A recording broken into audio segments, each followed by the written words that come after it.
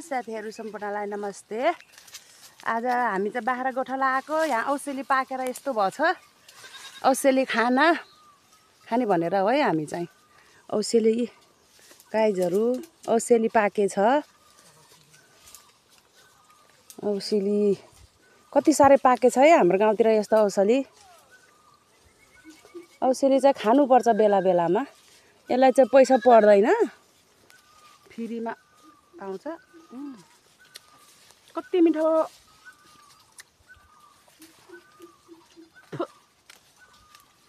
मिठो, एकदमै मिठो छ औसेलु। यहाँ हाम्रो बाख्राले नि खायो औसेली। ल टिकी ल, त्यसरी बाख्राले नि खाइदिने के औसेली त। त टिपेर खा न औसेली खाने, टिपेर खा।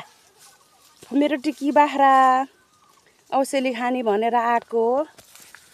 तर औसेली पाकिरहेछ मजाले। अब हामी चाहिँ औसेली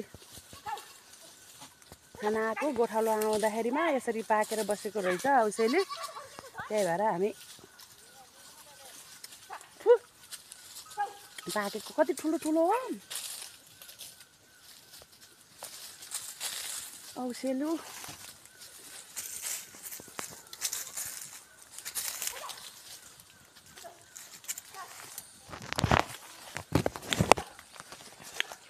ल हेर्नुहोस् गाइजहरू कसरी पाकेछ औसेलु।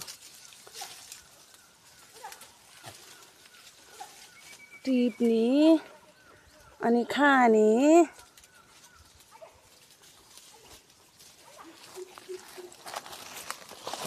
लु हेर्नु, बाख्राले नि औसेली खाने रे कि।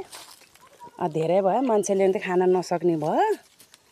त्यही भएर बाख्रालाई नै खुवाइदिएको औसेलु। जा टिकी उता जा, भयो अब तँ फेरि खाने। ल खायो टिकी मायाले औसेलु खायो। जाऊ अब भयो। अब आमाले खानु परेन औसेलु। यति साह्रै फलेको त नि औसेलु।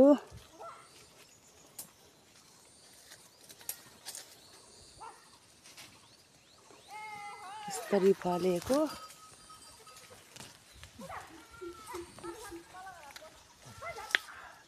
मिठो।